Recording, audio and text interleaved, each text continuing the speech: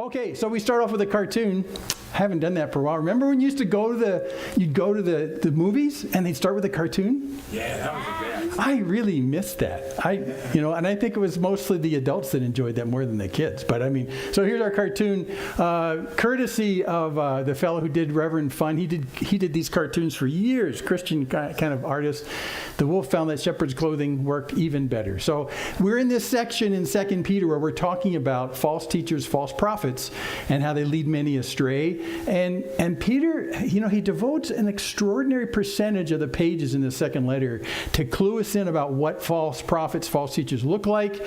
And he even goes as far, remember last week he went very apocalyptic and said, it's horrible. This is like the worst danger to you is false prophets, false teachers. And today he's going to mention in passing the Old Testament poster child for this kind of a person. And you're going to be surprised. I was kind of surprised. So let's take a look and we'll see what he says. He's giving us more information about the characteristics of these false teachers. And he doesn't mince any words at all, because truly the enemy that is the most dangerous to us is the one that's within the church, not the one that's outside the church. And he says, not that there might be false teachers, but there will be false teachers. So be on your toes. Here's an equipping section, part 2 of 3 actually, that Peter will use to tell us about the characteristics of these false teachers. Okay, so here we go. Let's look at false teachers.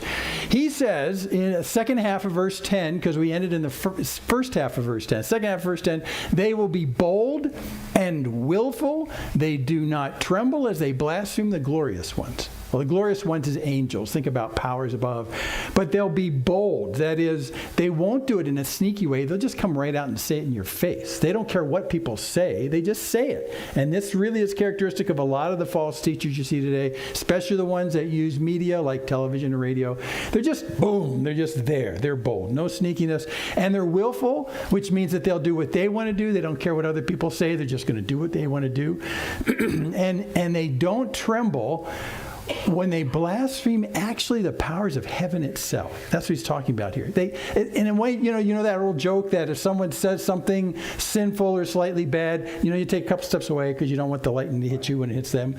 They don't care about that. The proximity effect to them is like, no, I just don't care. I don't tremble. I'll blaspheme even the most powerful things in heaven. Which gives you a clue to the fact that they don't really believe that God's in the business of bringing justice to people who do this. They think he doesn't exist. And again, we mentioned last time that there has been such a delay, 3 decades since the resurrection of Jesus when Peter's writing this, that a lot of people are saying, hey, Peter, I thought you said Jesus was coming back. And I thought you said he was coming back, and now it's been 30 years. Jesus resurrected, say, around 33 AD, and now we're around 63, 64 AD. It's been 3 decades. Peter, where is he?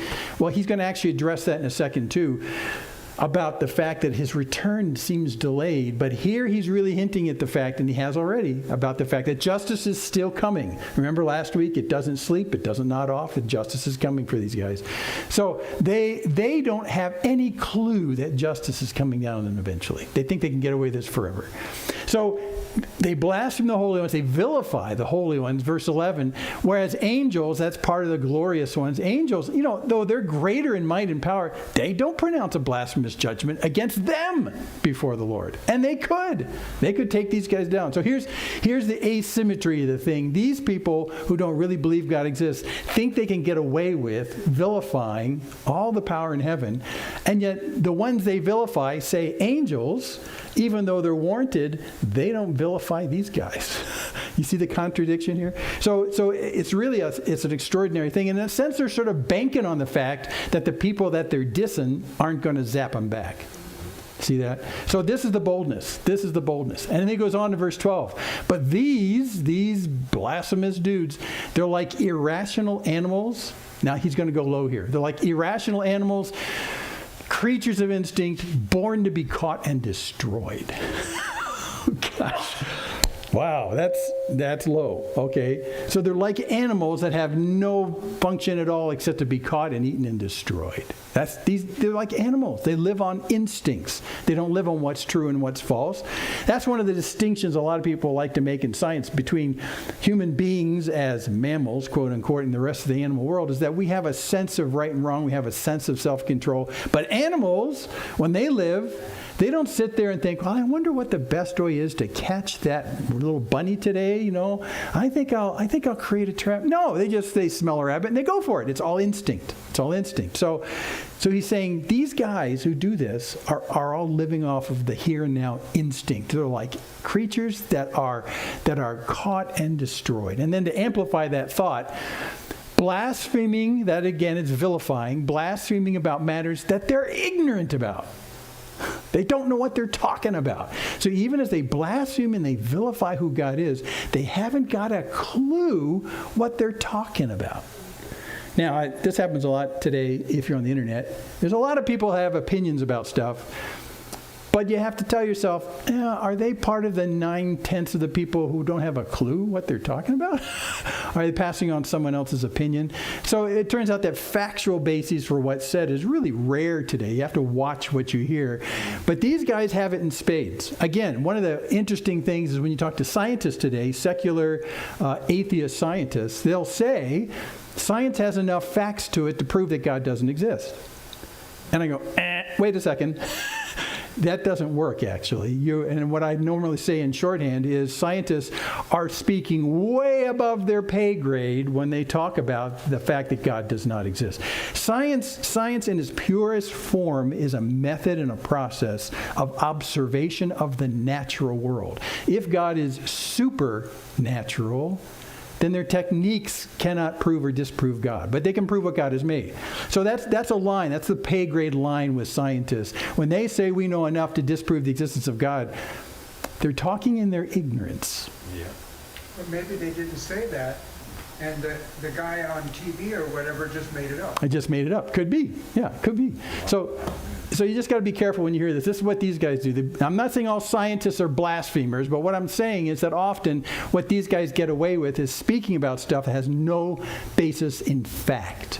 They're ignorant. And then also, they'll be destroyed in their own destruction. So, see, it's interesting. They'll be caught and destroyed just like a wild animal, and they will be destroyed in their destruction. So, Peter uses the word destroy 3 times in this verse, just to let you know that these guys are going to meet justice sooner or later. They will. Just like a wild animal is trapped and destroyed. That's them. So there's no way out for them. This is the row that they're hoeing. That's where they're going to go. Justice is inevitable. He's already talked about the inevitability of justice. So you can stop worrying about whether these people are eventually going to find justice from God. They will. They're like animals, easily caught, easily destroyed.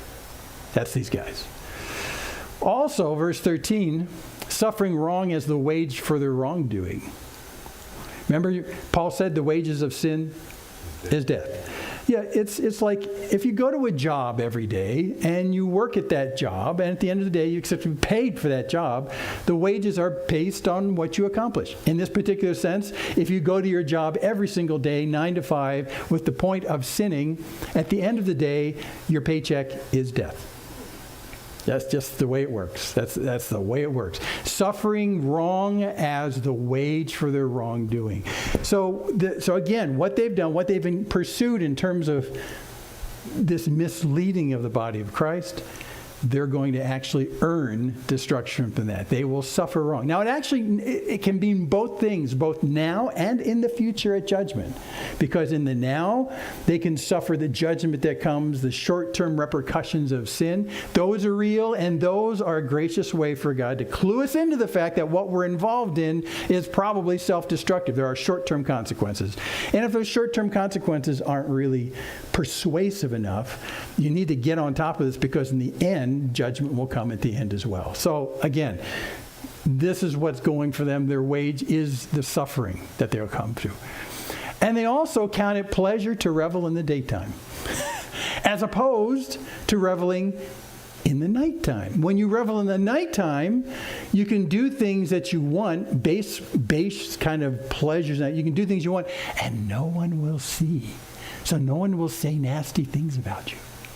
But these guys are so bold, they don't care. We're going to do it in the daytime. We're going to do it in the daytime. A really good example of this is if you wind back the history back to David.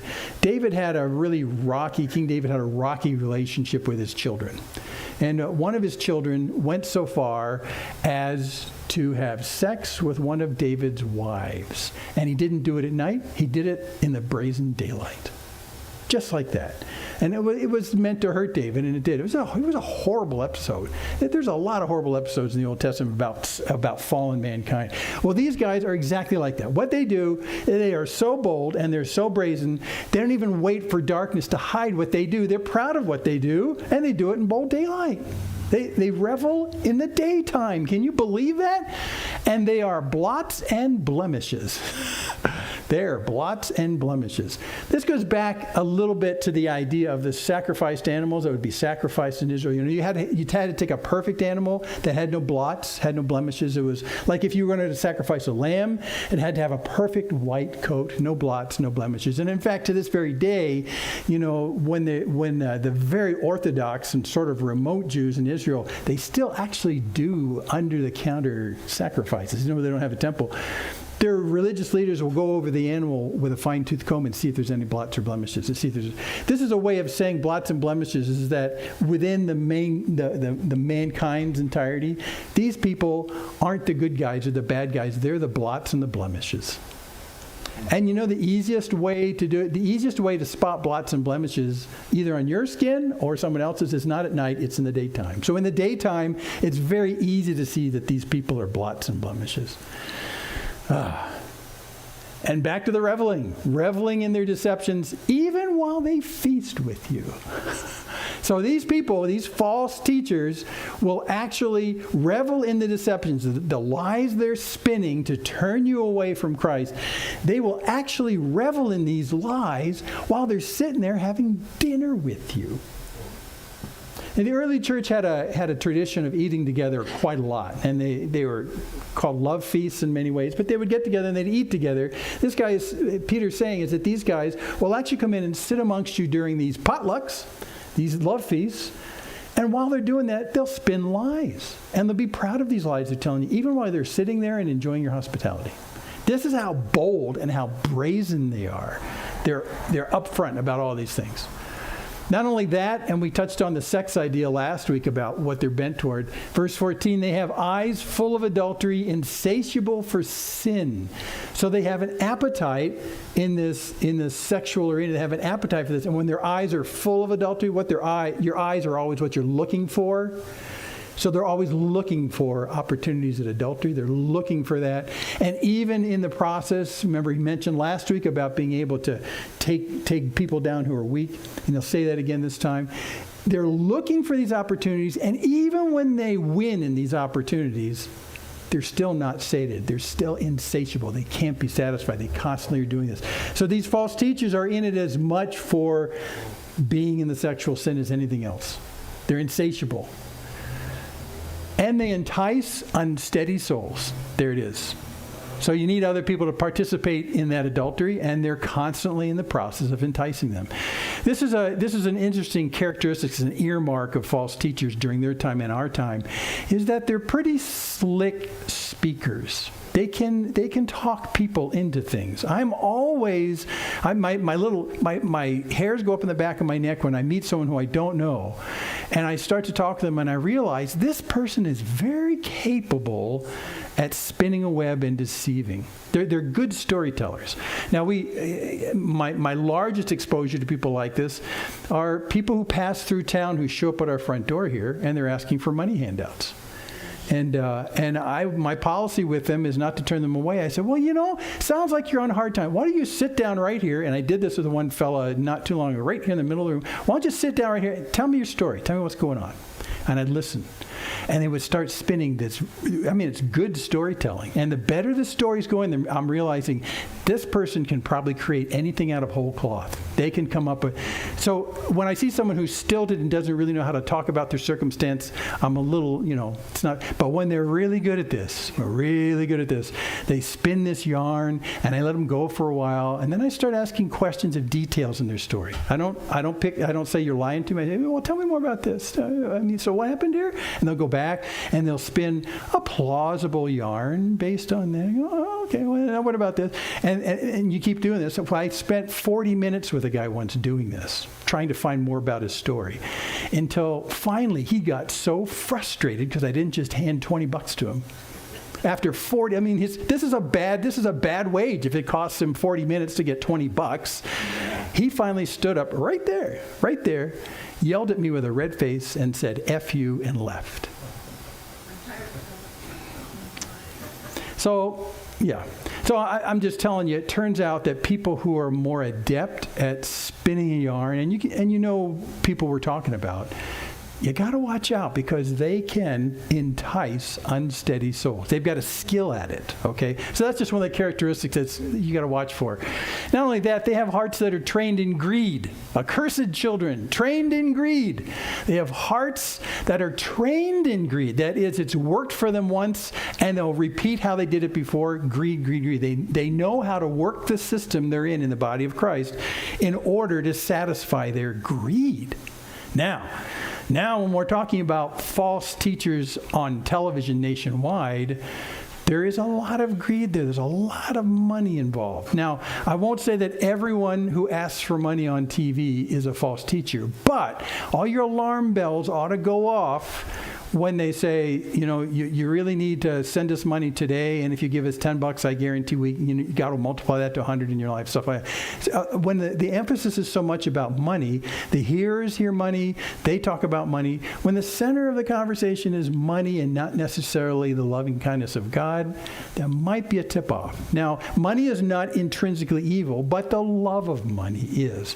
And so these guys end up showing that. So just be careful when there's a lot of money in the equation of their exposure to you. You gotta push back a little bit and say, I need to hear more. Something about this is a little bit.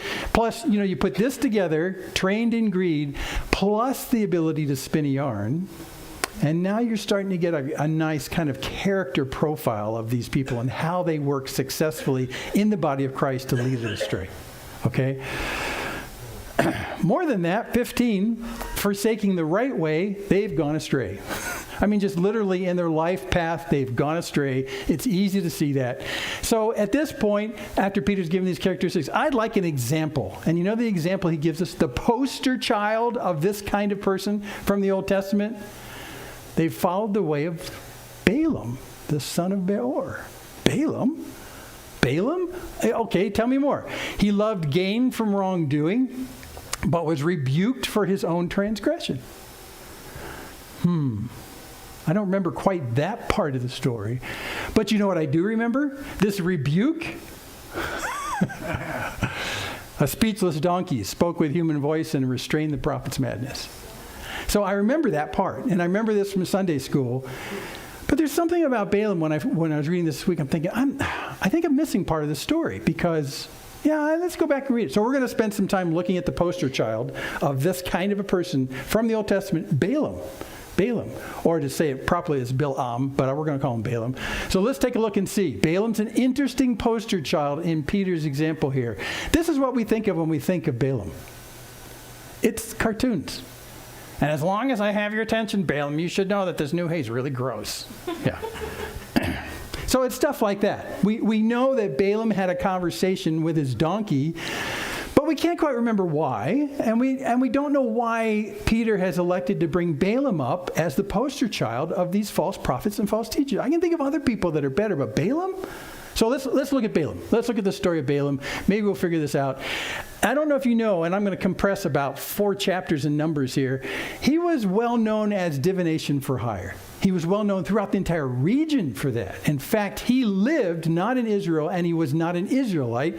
He lived up in present-day Iraq. And he had this reputation through the entire region that if you can get Balaam to come in and curse the people who are a threat to you, he's like a secret weapon. But, since he is a secret weapon, he costs money.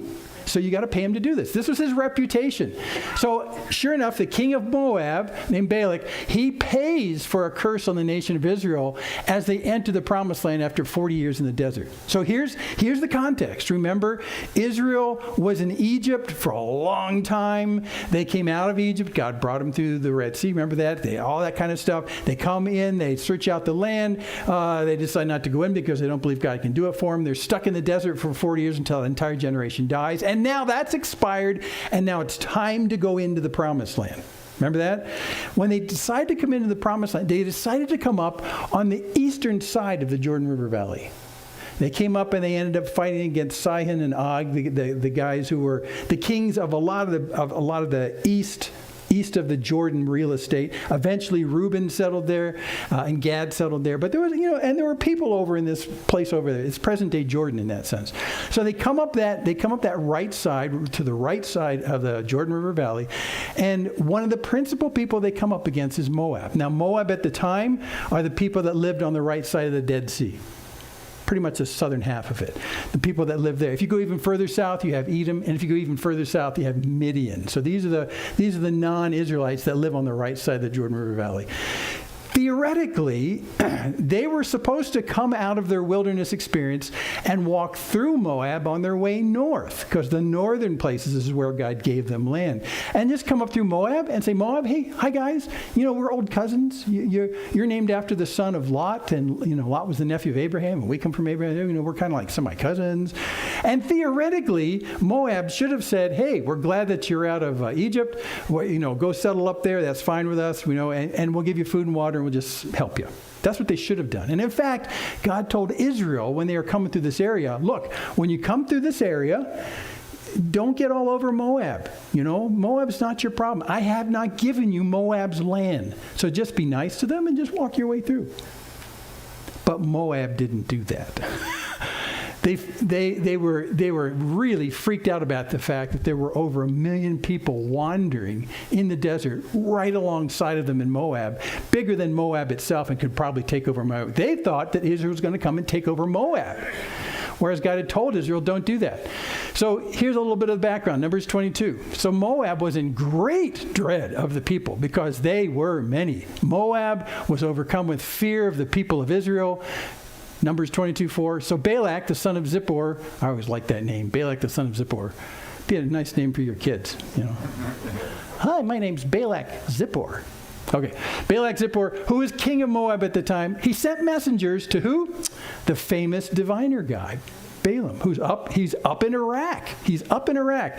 Sends messengers saying, behold, a people has come out of Egypt. They cover the face of the earth. That might be a little exaggeration, but there's a lot of them, and they're dwelling opposite me. So come now, curse this people for me, since they're too mighty for me. So that's the reputation Balaam had. You give him enough cash, you give him enough gold and silver, he'll come into your area, you ask him to curse, he curses, and things happen, and his word, evidently the gods follow him, and he's capable of doing this. So for the king of Moab, regardless of what it's going to cost him, this is the guy you want to bring in, because we don't have enough armies to come up against the Israelites. So go get Balaam. So they go up there, and they go up to him. So the elders of Moab, the elders of Midian, they departed with the fees for the divination in their hand, and they came to Balaam, and they gave him Balak's message. Interestingly enough, though, Balaam actually had this weird ethic that he had to talk to God about what to say. I mean, the God of Israel. And this is where we go, oh, wait a second, I thought this guy lived in Iraq. Well, he does, and he's not an Israelite. But somehow that was his deal. So when Balak's guys come and say, here's all this cash, come down here and curse these people, then Balaam says, well, I need to go and talk to God about this. He goes and talks to God. And God, the God of Israel, says to him, oh, no, don't go with him. No. Because those people that he wants you to curse are actually blessed by me. So Balaam says to the messengers who've got all this, gobs of gold in their camel saddles, he says, no, can't go with you. These people are blessed. God says, I can't do this. So he sends them back home. He sends them back home. They go all the way from Iraq back down to Moab, and that's a long trip, let me tell you. They went back there. They go to Balak, the king of Moab, and they say, well, he won't come. So Balak the king says, yes, he will. You guys go back. I'll send more important people back. I'll send more. You go tell him he needs to come here. So they go all the way back now with more representation and more gold. And they go back to Balaam. And he said, here, take this. Balaam says, look, if you give me all the gold that's in all of Balak's house. I mean, fill Balak, the king of Moab's house up with gold. That wouldn't be enough. If God says I can't speak against these people, I'm not going. Interesting. Well, it turns out God tells him to go.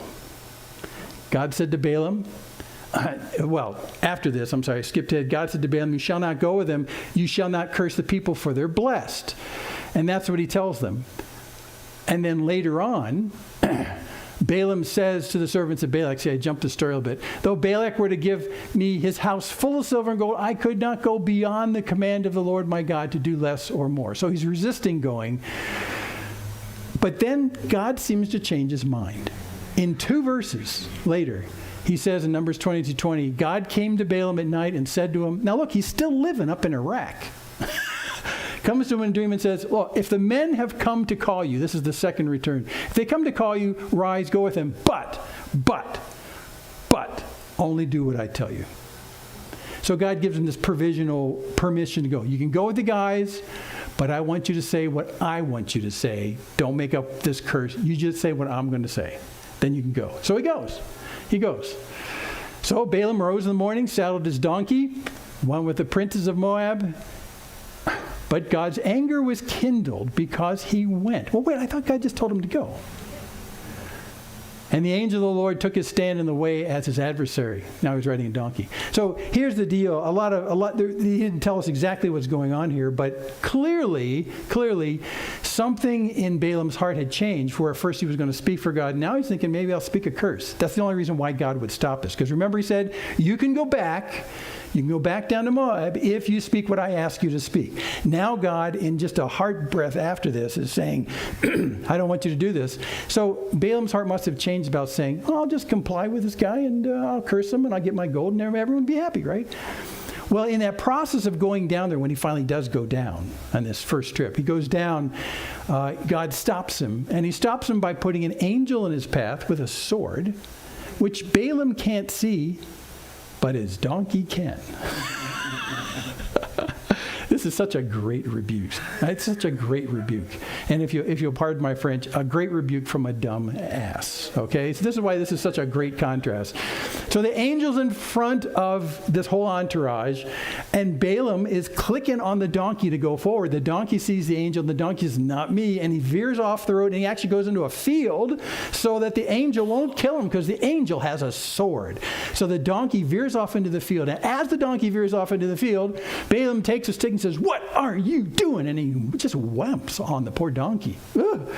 Well, the donkey kind of wises up, and then they start proceeding again off the road. They're going in a much more narrower place, and boom, there the angel is again. He was over here on the road, now he's over here. Boom, he's right in front of him. He's got a sword again. Balaam can't see him, but his donkey can. His donkey freaks out, decides what he'll do in a nice strategic maneuver, since they're in a narrow kind of spot with walls on each side, is he pushes up against one of these walls and pins Balaam's leg against the wall. Yeah, I've seen animals do this. Don't get too close to a cow, by the way. They'll do this all the time. So he pushes up against the wall. That just infuriates Balaam. He gets out a stick again and whomps on the donkey. What are you doing? And he whomps on the until the donkey frees him up from the wall, and they go for it again. Now they get into an even narrower place, and woof, there's the angel again. It's like the angel's going right ahead of him every time. Goes ahead again. Angel standing there with a sword. And so the donkey realizes, well, leaning against the wall technique doesn't work. I'll just lay down. So he lays down, and Balaam is enraged because he's not going forward. So he takes a stick and whomps on him a third time. At which point,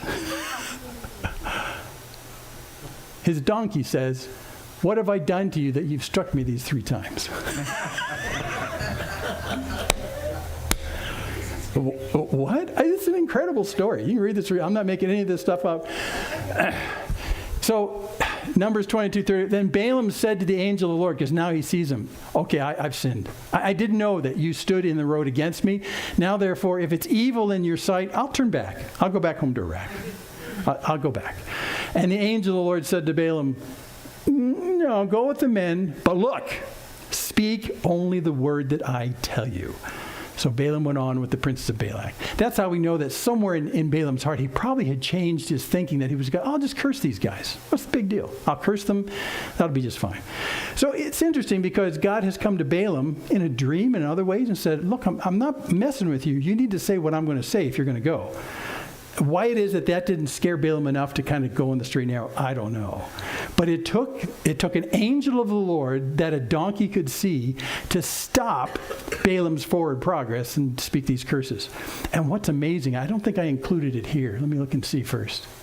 Yeah, I didn't. What's amazing is that in his further discussion with the angel, when he offers to go back, the angel says, look, yes, in a way, I put myself in the way of your donkey, and your donkey turned away. And I want you to know something. Remember when you threatened your donkey and said, a stick's not enough. If I had a sword, Mr. Donkey, I would have killed you right here, Mr. Donkey. He actually says this to him previously. I would have killed you. The angel says to Balaam, well, you know what? If the donkey hadn't stopped, I would have killed you, Balaam, and I would have let your donkey live. You got to read this story. This is great stuff. Okay, so they do go down to Moab, and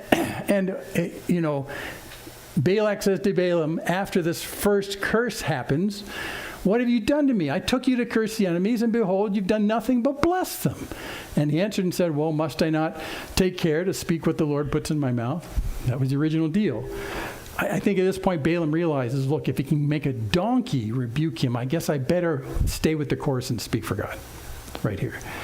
By the way, there's really quite a lot of pomp and circumstance when you look at this. When Balaam gets to Moab, and the king of Moab is delighted that he's there, he berates him a little bit because he didn't come with his first entourage. He had to wait till the second entourage. But he says, okay, what should we do? And Balaam says, why don't you build for me 7 altars in a high place? So they went to a religious high place, actually a pagan high place in Moab, built 7 altars, brought 7 bulls and 7 rams, and sacrificed them there. And then he told the king of Moab, he said, I need to walk off for a second here and see what God wants me to say. He walks off privately, comes back, and he blesses Moab. He blesses Moab. That does not make the king happy. So it changes, and so the king says, okay, maybe we're on the wrong mountain. Maybe we're in the wrong pagan worship spot. Because remember, they worshipped on the high places?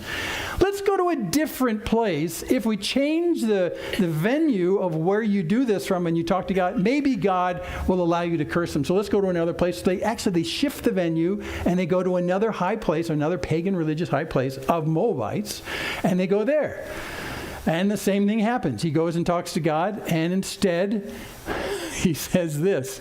This is actually his curse, verse 18 of chapter 23. Balaam took up his discourse and said, rise, Balak, and hear, give ear to me, O son of Zippor.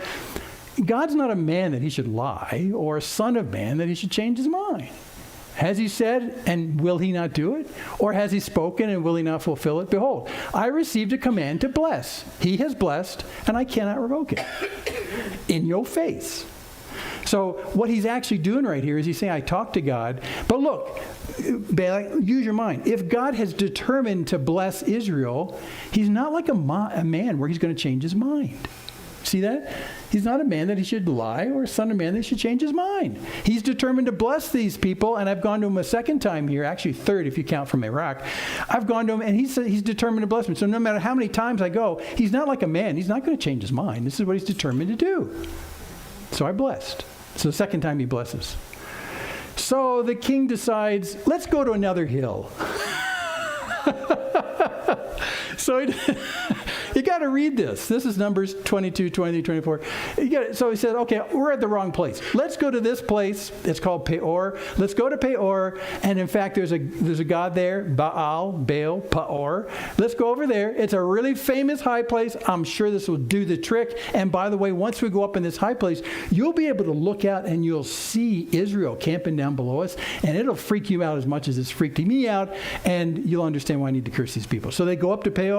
The same thing happens. He asked Balak the king to create 7 altars. They sacrifice 7 bulls and seven rams, and they do all this kind of stuff. But this time Balaam doesn't actually turn aside to privately ask God what he wants. And in a really kind of an interesting, different moment, he gets what he's supposed to say through God's Spirit, it says. he speaks the blessing, and Balak's anger was kindled against Balaam, and he struck his hands together. And Balak said to Balaam, I called you to curse my enemies, and behold, you have blessed them these 3 times. Therefore, just go home. Now flee to your own place. Go back to Iraq. I'm done with you. We're done. No more high places. 3 times you've blessed. This is not working. Go home. And right after that, that's what happens. He goes home. Didn't work. Now, on the basis of just this history, I go back to Peter. And I say, where's the false prophet? Where's the false teaching? I don't see it. Because after all, even though he was in it for money, and he was, so that's kind of a downside to it, but still he spoke the truth of God, even the 3rd time by inspiration of the Holy Spirit. Sounds like he's doing everything right, even though he's a very flawed man. So where's the false teaching? Where's the false prophecy? You got to keep reading. So let me keep reading for you. He does go home, but the next thing that happens in the next chapter, chapter 25, right after they split up and he tells them to go home, this is what happens. Darmok and Jalad at Tanagra. What? I know. Unless you're a Star Trek fan, you don't know what that means. That's a Star Trek line from Star Trek Next Generation. And I bring it up because it was an interesting episode, because the writers decided how hard would it be if the Federation came to a planet and in their language wasn't only something our universal translators could handle. But when they spoke, they always spoke in metaphors. And so Captain Picard and this guy from this planet had to try and work out a common threat problem together. And every time they talked, this guy would come back with a metaphor. And actually, it's a cultural metaphor in their culture of proper names. So the universal translator would translate these names and say, this word doesn't mean anything in our language. It's a proper name from those people. So one of the big impasses they had was Picard's trying to get a specific piece of information from this guy, and all he responded with is, well, it's like Darmok and Jalad at Tanagra. Well, I don't know what that means. I'm not part of your culture. I don't know that metaphor. And all the way through the episode, it's a fascinating science fiction idea. What happens when your communication is so heavily laden by your local culture that you can't make sense of each other? That's what it's really all about. It's a fascinating science fiction idea. So no, that's not what happened. But it's more like this. Zanah with Baal at Peor. This is what I call the Balaam metaphor. Because the Balaam metaphor is what Peter's getting to, and we haven't quite arrived at what it is yet. It's this idea of Zanah with Baal at Peor. Baal is a false god. You know that, pagan false god. Peor was the last high place they went to that he did his blessing from. So it was really like the preeminence, it was like the tops of the top. Balak couldn't think of a better place to go to appeal to God. We'll go to the top of our high places, Peor, where Baal is, and this will work. But what's this Zanah? Well, that's a Hebrew word. And here's where it comes from. If you skip to Numbers 25, actually, Numbers 25 is right after when they split, and he goes home. While Israel lived in Shittim, that's the broad plain below Jericho, near the Jordan River. While Israel lived in Shittim, the people began to Zanah with the daughters of Moab. Whoring. It's kind of a harsh word, but that's exactly what it was. Whoring with the daughters of Moab. And these invited the people to the sacrifices of their gods, probably Baal. And the people ate, bowed down to their gods, probably Baal Peor. So Israel yoked himself to Baal of Peor, and the anger of the Lord was kindled against Israel. So after all these blessings and cursings, and the blessings came out of the cursings, here they are, still camped near Moab, and they start going down this road of the sexual enticement of the daughters of Moab, and in the process, they get entangled with the gods of Moab, Baal. But God warned them about this. He said back in Exodus 34, look, take care lest you make a covenant with the inhabitants of the land to which you go, lest it become a snare in your midst. How? Well, you shall tear down their altars, break their pillars, cut cut down their ashram. Those are all the pagan places. For you shall worship no other God. For the Lord, whose name is jealous, is a jealous God. 15, lest you make a covenant with the inhabitants of the land, and when they whore after their gods and sacrifice to their gods, and you're invited, you eat his sacrifice, and you take of their daughters for your sons, and their daughters whore after their gods, and make your sons whore after their gods. There's a lot of zana in that passage. But you can see what happens. It starts with a sexual enticement. And by the way, it doesn't say they married the daughters of Moab. It says they zanad with them. It's sexual, but it's not marital sexual. So, and that leads you into worshiping their God. So it was very clear here back in Exodus 34. He knew what the problem was. He knew that you got to watch out for these other places. So here, indeed, this is what happened. They're still in Shittim, which is the place that they launched their attacks to Jericho from. They're still there, and they haven't gone to Jericho yet, but they're right there next to Moab. And then this kind of thing happens. Now, I want to point out one other thing here, because this zanah word, this whoring word, not only is applied to men and women relationships, but it's also applied between our relationship with God and the false gods. So remember, God has said many times that his relationship to us is like a husband to us. A husband to us like to Israel. Jeremiah 31 says, to Israel, basically, you blew everything up, you did what was wrong, even though I was a husband to you, God says. Well, in this particular case then, and you see it in the words that Moses uses here in Exodus, is the idea that you can actually separate from your relationship with God, a godly one, and reconnect with an ungodly relationship with a false god. And that is also called whoring. That's also called zanah. So there's a dualism going on here. You can zanah with the daughters of Moab, and you have also zanad against your husband, God. So those are both in play right here. Well, now, the question is, I called this the Balaam metaphor. So where's Balaam in that whole thing? I mean, clearly that was a bad event. They stayed too close to Moab. They got sucked into these relationships with the Moabitess daughters. They got sucked into pagan worship. But where's Baal? I mean, where's Balaam in all this, right? Well, you got to keep reading. It was Balaam's idea. What? Well, I didn't read that. No, you didn't, because you didn't read far enough. Look at this. Numbers 31:16. Behold, these on Balaam's advice caused the people of Israel to act treacherously against the Lord in the incident at Peor. And so the plague came upon the congregation of the Lord. That's the one verse that gives us a clue to what happened here. So wait, didn't Balaam go back to Iraq? Well, apparently not. Apparently, he stayed there long enough that when Balak, the king of Moab, was really, I asked you to curse these people and you didn't do it 3 times. And so later it appears as though Balaam stayed right there in Moab and said, psst, I got an idea. You want to take these people down? Entice them with a little zanah with the daughters of Moab. It was his idea. At his advice, at Balaam's advice. Let's do a little zanah at Peor. What do you say? And because of that, then, I think that the discussion probably went with the king. If that happens, then, they'll probably start worshiping your gods, and they'll become your friends, and they're not going to take you over and destroy you. How about that? That's a nice, clever kind of way to make Israel not your enemy. Just entice them with a little zanah with the daughters of Moab. Now we're starting to understand why Balaam is turning into the poster child of false teachers. Because this event at Peor, this falling at Peor that the nation of Israel did, is legendary in Jewish speaking. It's legendary. Not the donkey thing that we do in Sunday school.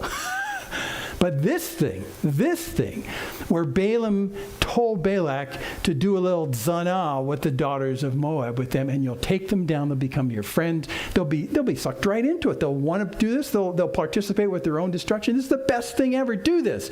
And then when the king does it, Israel does it, and it falls, and God is supremely angry with Israel. And whose idea was it? Balaam. That guy from Iraq who did divination for hire. he decided to kind of pull his name out of the mud with the king of Moab and his reputation with the whole region, because everyone knew what he was. And he cleverly did this instead. Well, that's Balaam. And he's a false teacher because look at the earmarks.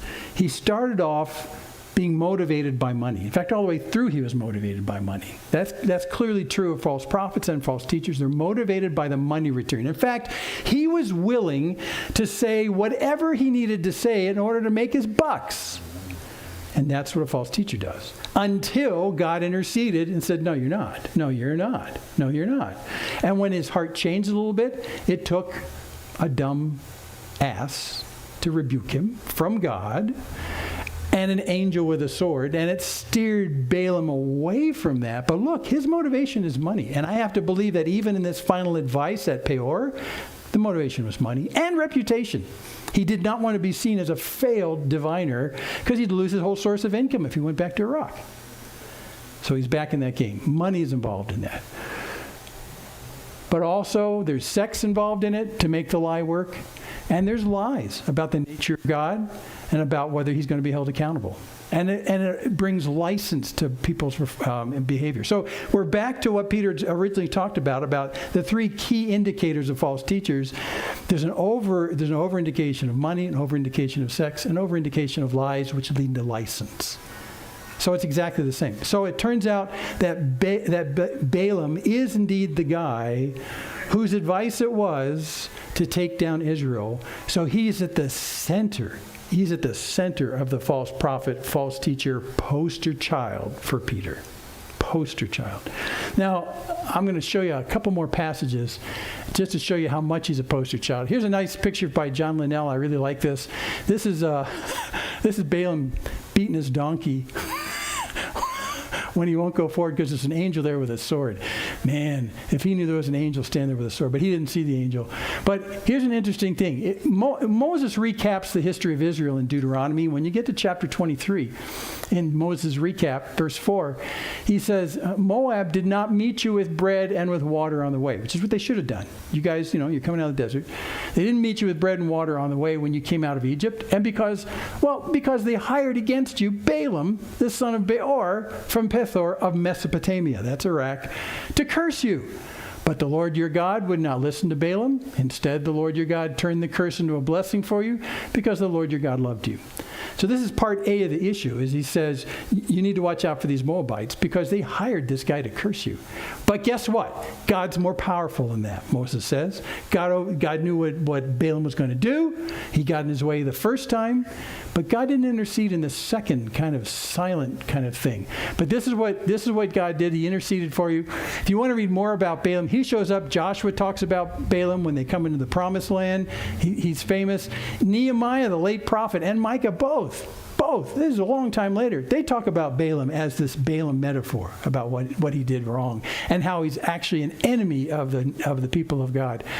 But let me show you one more passage, and we'll close with this, because I said the Balaam metaphor is a powerful one throughout all the scriptures as being the enemy based on his false prophet, false teacher, words for hire kind of stuff. He's in Revelation. Balaam? Remember Revelation 2? In Revelation, there's the letters to the 7 churches. Remember that? He's writing to the church at Pergamum, and he says in verse 14 of Revelation 2, but I have a few things against you. Okay, brace yourself. You have some there who hold the teaching of Balaam, who taught, remember him? Who taught Balak to put a stumbling block? Zana. To put a stumbling block before the sons of Israel so that they might eat food sacrificed to idols and practice sexual immorality.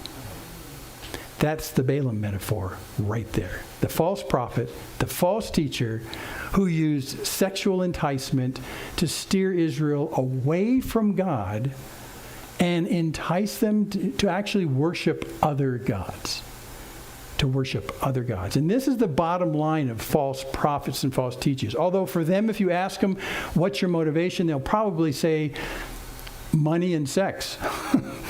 But from a satanic perspective, how Satan uses them to pull us away from God. And that's exactly what Balaam did. is to try and pull them away from God. And Balaam was at the center of that. He's the poster child of that. So he's actually the best example you can get. Peter's been giving us general characteristics of these false prophets, these false teachers. But if you really want to get a poster child understanding of the best example of someone who's done this and brought damage to God's people, go look at Balaam. Go look at Balaam. Balaam is not just an inconsequential cartoon-like character who talked with a donkey. Although God can intercede in these situations. But he's someone who led the nation of Israel to reject God. So his destruction is not sleeping. And Balaam becomes the personification of false prophets and false teachers in the entire Bible because of that. Now look, a couple of things I want to say and then we'll quit, because Balaam is a complex guy in many ways. But it's interesting that even though Balaam is a very fallen man, driven by money and so many other things, still at the beginning, God could speak through him. He could overrule this fallen man and speak blessings. And to illustrate that, I only told you 3 of the 4 statements that Balaam makes. He does his 3, where he goes up to the 3 hills. But while he's at the 3rd hill, and you can check this out in Numbers 24. When he's at the 3rd hill, and after he's been dismissed by the king of Moab, and he says, go home, then Balaam says, I'll give you a freebie number 4. And in that number 4, he, by the inspiration of the Holy Spirit, he tells what's going to happen to the nations coming out of Israel. You got to read it, because Jesus is there. It's astonishing. So wait, it sort of blows our minds. How can you have a guy who is so legendary as a false prophet, false teacher? How can God be speaking truth through him in the beginning of it? I mean, it just sort of blows our minds that that's possible. And yet, there it is. There it is. And yet he's also Balaam is someone who can change his mind and want to curse God to people when God is intended to bless them instead.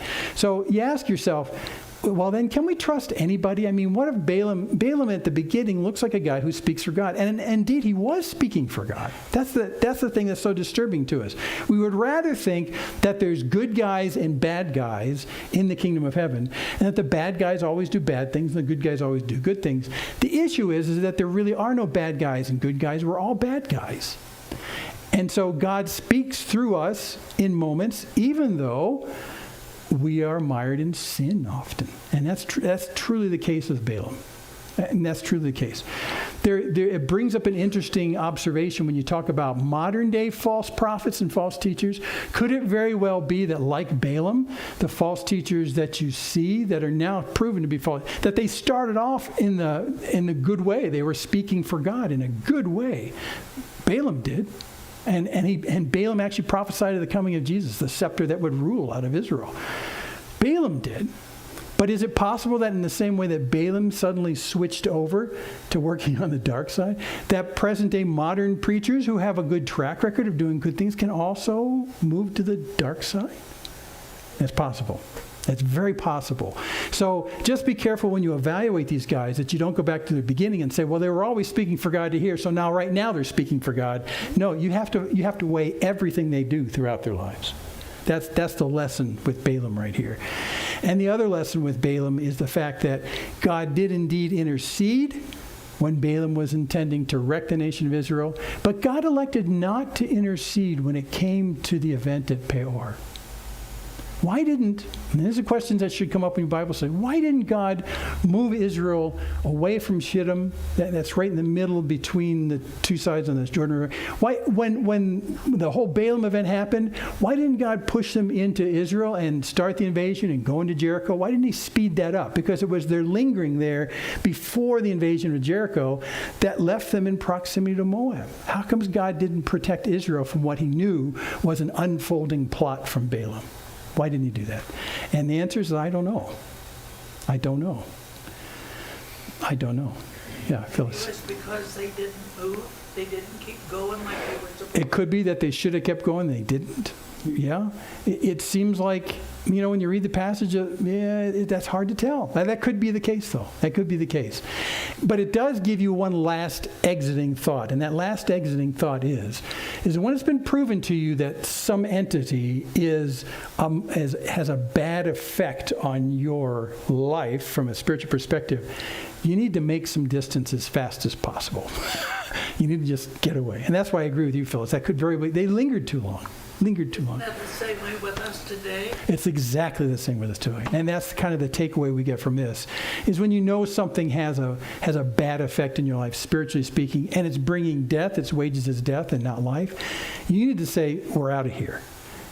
Rather than saying, well, look, God overwhelmed Balaam in those 3 ways, so everything's going to be just fine. You just got to do what's normal, which is put distance between you and the thing that you know is bringing death. You really do. And I think that if Israel had done that more quickly, had they gone into Jericho more quickly, that effect would be gone because they weren't close enough to Zanah with the daughters of Moab, because they would be far away. They'd be on the other side of the Jordan River Valley. So it's a fair warning in our faces that God brings. Maybe that's the purpose for this. And the warning is put distance between you and the things that destroy you. Once they've been outed as things that destroy you, distance. Just get away from it. Because you never know what's going on in the background in terms of this battlefield. Where in this particular case, one of the generals in the battlefield was Balaam, who came up with a clever idea of how to take down the threat of the nation of Israel by using something that they wanted to participate in. And that's what false prophets are good at. Yeah. It's just, over and over and over, God's people, there's always some sex thrown in there somewhere. Yeah. There's always some sex. I know. And that's not a coincidence, by the way. When you talk about false gods, most of the enticement into the false god system is sex. Yeah. That's why so pervasively, even when you look at the Roman temples and the Greek temples, they had temple prostitutes. Because that's the way to get you into worshiping the false gods. Yeah. It's just the way it works. Okay. Believe it or not, even though that's a nasty piece of history to look at, but now you know the Balaam metaphor. Whenever a Jew or anyone in the Christian community says Balaam, don't think Balaam and the donkey. Think Balaam, who enticed the nation of Israel through Zanah with the daughters of Moab and took down the nation and made God angry. That's what we're talking about. We're going to sing this song, just this one chorus as we turn off, because this is really the spiritual key to not being distracted by the Balaams of the world. And there are a lot of Balaams in this world. A lot of them. Their intentions, personally speaking, may be for money and sex, but Satan is using them to disconnect us from our relationship with God. So what's the antidote? Turn your eyes upon Jesus. Turn your eyes, stay focused on who he is, what he's done on your behalf. Realize that the truth will set you free, and Jesus is the only one who speaks that truth. It'll cut through a lot of this stuff. If the people of Israel had gone back to that Exodus passage and remembered what Moses said, where he warned them and said, don't get involved with these people because this is the danger. If they just kept on that word, they might have avoided it. If we keep on the words of who Jesus is, what he says to us, what he warns us about, you have a fair chance of making it out alive. Okay, so that's all I'm talking about, is that you just got to be aware this is partially on you. Turn your eyes upon Jesus, even though this song is written to turn your eyes away from the problems of the life and the things that burden you in life. It's also a way of doing spiritual warfare. Keep your eyes on Jesus and just go towards him, and he'll protect you. Okay, Father in heaven, we thank you for this passage, and we thank you for giving us understanding through your Spirit about the dangers that lurk amongst us that are designing ways to separate us from you. And Lord, we realize that in so many respects, based on our own track record, that we're sitting ducks. We just cannot equip ourselves in this game to be fully defensive against the wiles of Satan and how he inspires people like Balaam and today's Balaams. We're without power in that realm. We so rely on you in this. And Lord, we listen to these sobering words from Peter, how to spot these people, the sobering words from Paul, even in 2 Corinthians 10, where he says we need to take every thought captive Lord, we realize that we're in the midst of a war. And this war exists in order to separate us from you. And we do not want to be separated from you. So through your Holy Spirit that dwells inside us, give us understanding, give us wisdom, give us your words so that in the truth we might know the difference between good and evil. So God, we pray just simply protect us from the Balaams in this world and draw us nearer to yourself. In Jesus' name, amen.